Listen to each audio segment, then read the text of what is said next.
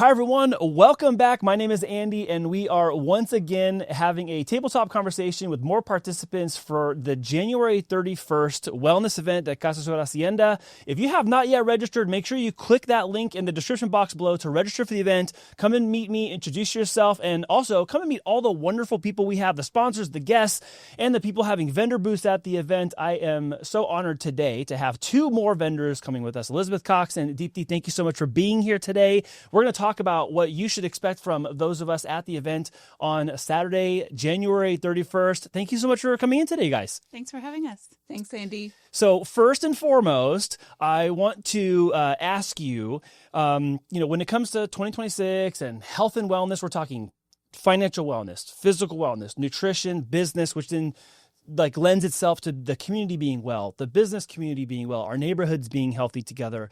Why is that specific topic so important to you and what you do? Absolutely. Thanks, Andy. First of all, thanks for having us here. And so as far as this particular event is concerned, because the theme is around wellness, overall wellness of the community.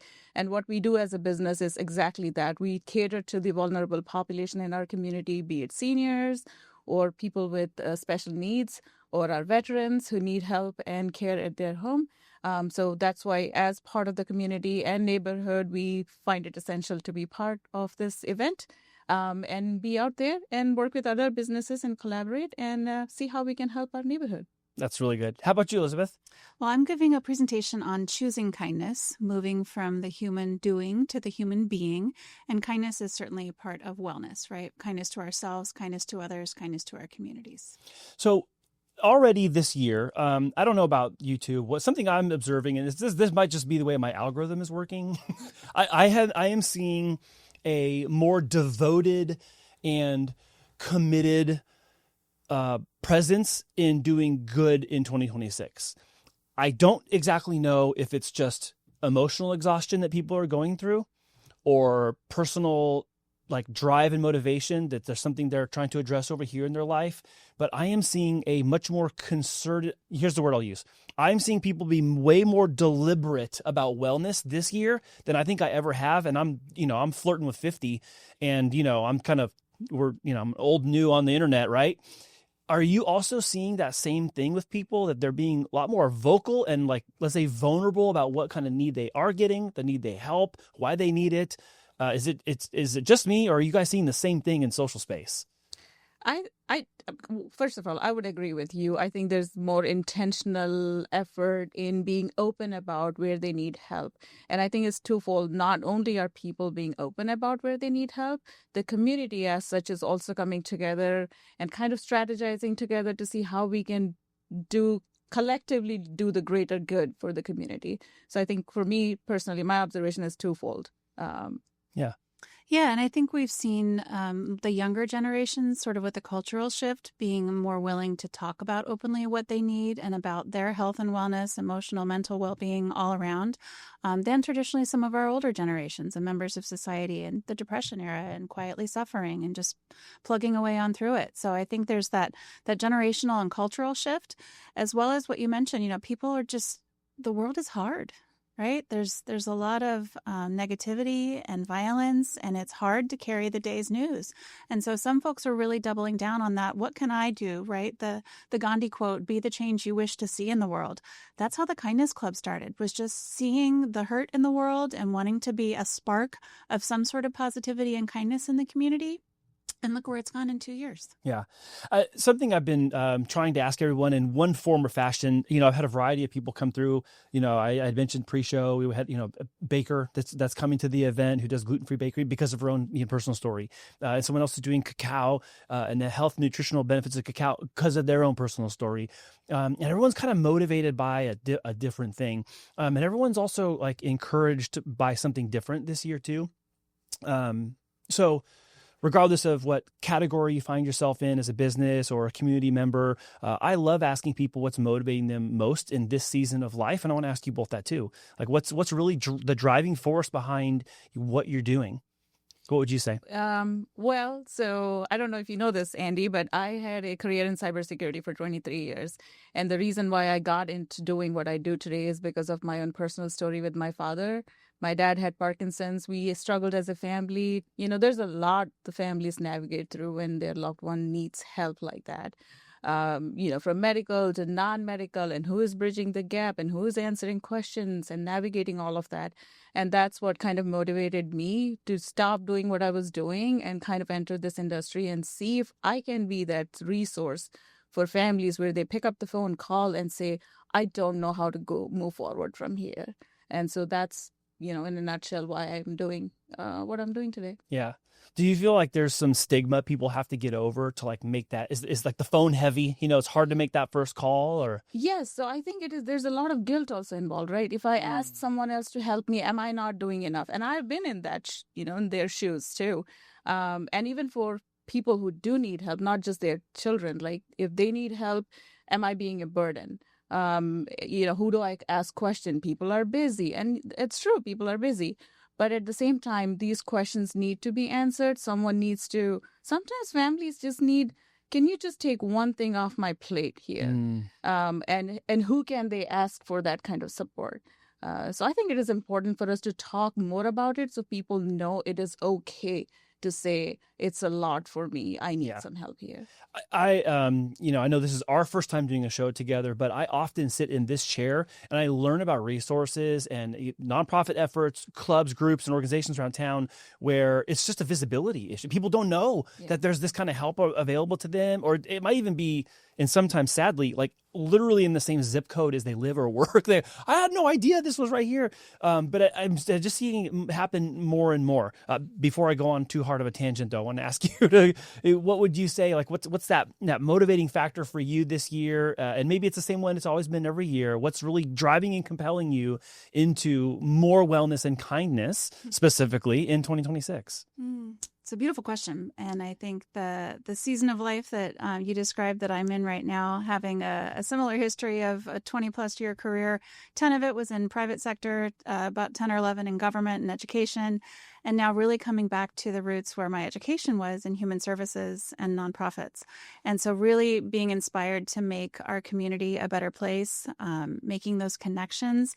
The State of Connection in America report actually came out a couple weeks ago.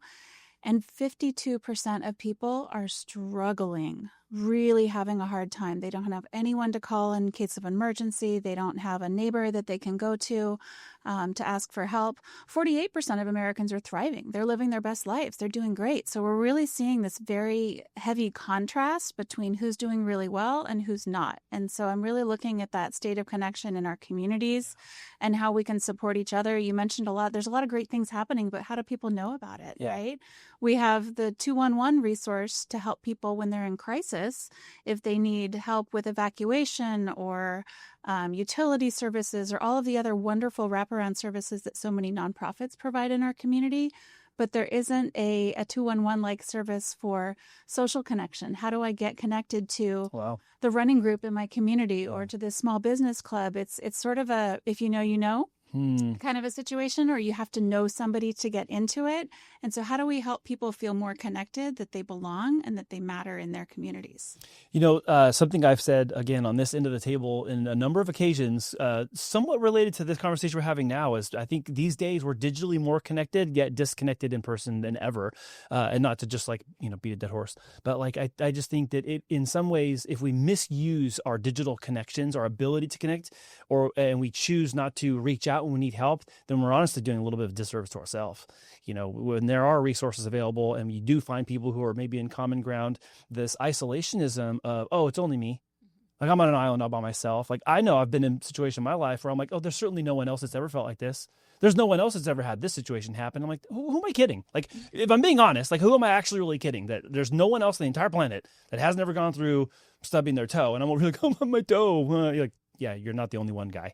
I love that we're being open about this too, because my soft nudge to you guys watching through the camera is you can reach out to people, you can find resources. There is help. We had other guests here just before you guys, and they're talking about they're talking about doing therapy and wellness for people with brain trauma, and new therapies that are emerging in that because of the anxiety and depression that comes from that. That is sometimes very just physical, not just emotional, mental. And even in that, I was really inspired because again, I didn't even know that there was this thing happening in our own backyard. And then we had a gentleman come on who's a former football player with the Chargers telling his story about how it's completely revitalized his life because he finally had help that he didn't know was there, and he got pointed in the right direction, and now he's living this full, vibrant, vital life. And I'm not trying to belabor the point, but I'm like so encouraged by it, as you can probably tell, because I love that there's all these other aspects kind of coming together.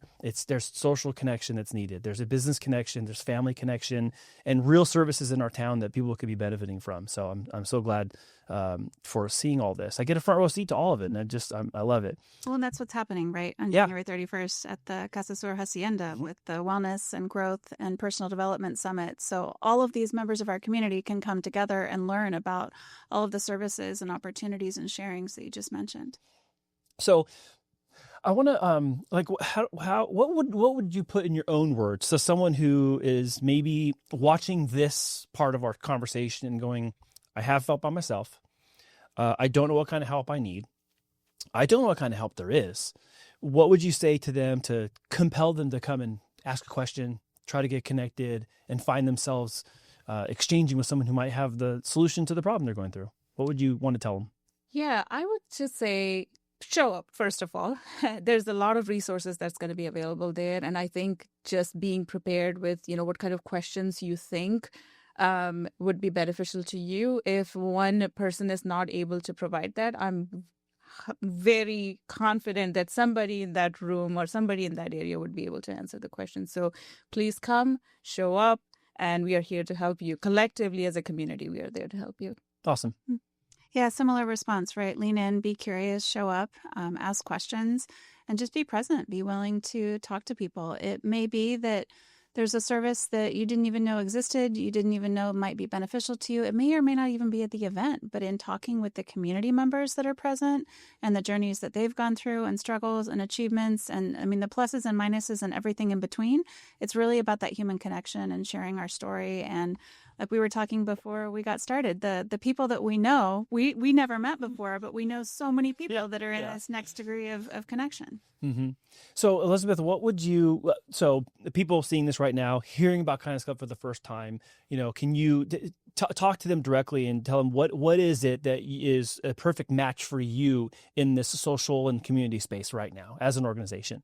What's a good match for you? Well, we're a really small nonprofit that started 2 years ago, really more of a mindset movement than having a physical space. So just wanting to convey to our community that everyone belongs, everyone matters, and everyone can make a difference. And so trying to inspire that ripple effect of kindness. It doesn't have to be a grand gesture, right? It can be looking at someone in the eye in the grocery store. How many times do we walk down those aisles and we're on a mission? And have we seen the human that we're coming in contact with? Some of that personal responsibility. We're talking about the grocery store. Returning your grocery cart. It is not someone's full-time job. So you're about to start a comment war right now. People are like, I'm not putting my cart back. Like, you should put your cart back. Oh, I'm really curious to see what happens. Sorry. Oh, Lord. Go for the carts. The campaign is have a cart, return your cart.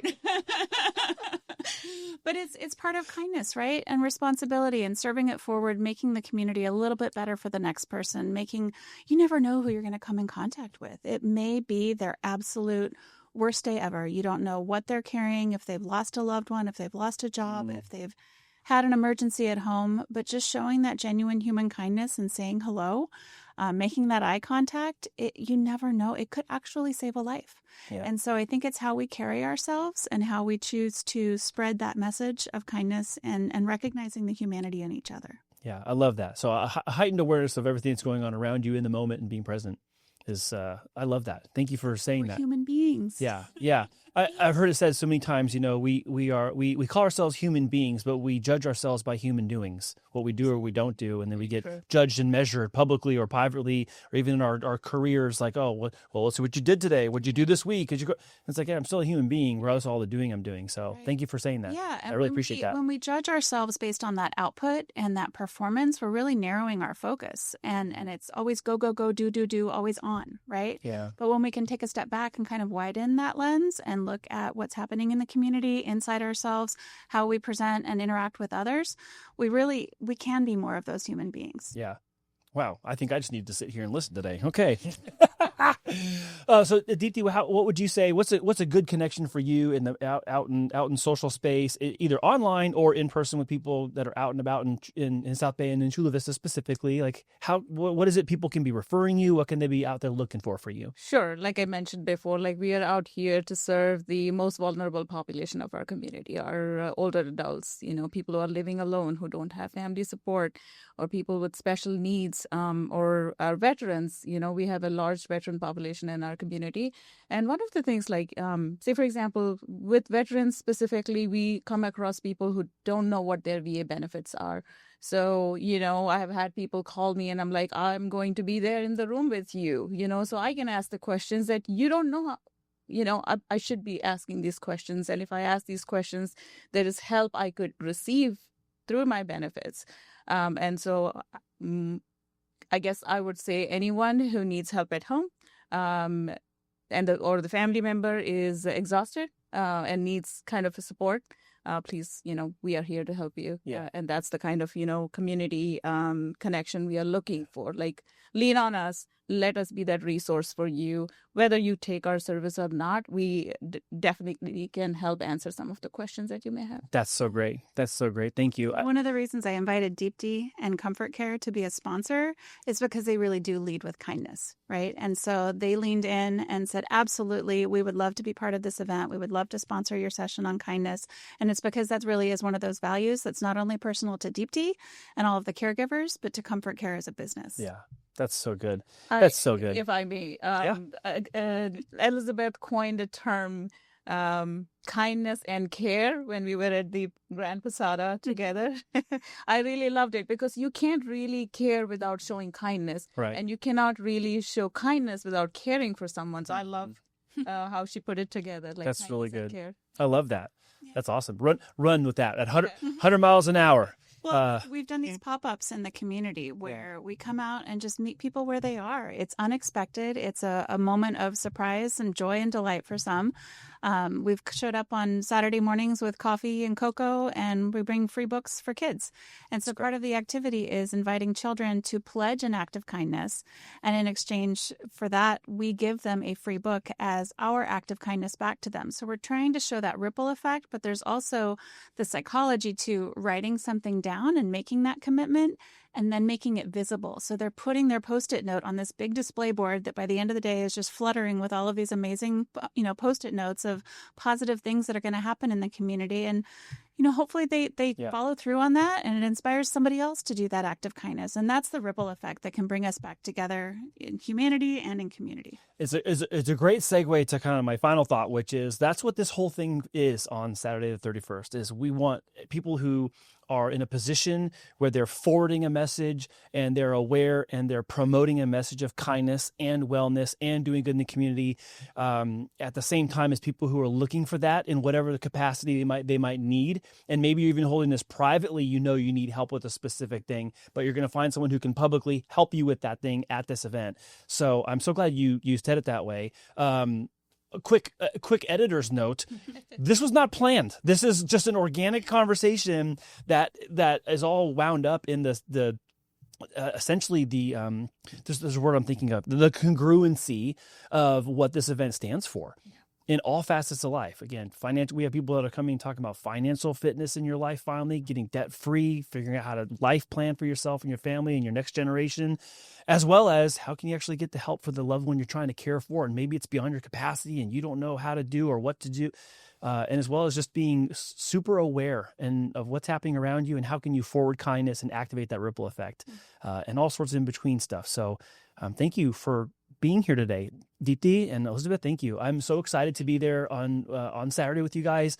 I'm all there. I'm there all day talking about media, which is like, basically how can we promote and broadcast positive messaging. Thank you. Which, by the way, I think we're all in the we're shortchanged in that arena these days, aren't we? So I'm gonna be talking about positive messaging and how that can encourage people around you as well, personally, professionally, and your community. So I'm looking forward to taking pictures with both of you guys, and we're going to send some positive message on the internet. How about that? Absolutely. Sounds great. That sound good? Yes. All right. Well, we'll put your contact information below. So if you need to reach either one of them, you'll find their contact information in the description box of this video. Also, once again, you'll find the link to register for this event. If you still have not registered for this event, please register. Bring someone you love and care, whether they are a coworker, a family member, a neighbor, someone else you volunteer, you work with in some capacity out in our community. Bring them to the event, bring your questions, and let's go do some good in Chula Vista. Thank you guys for watching, and we hope to see you on January 31st. Bye.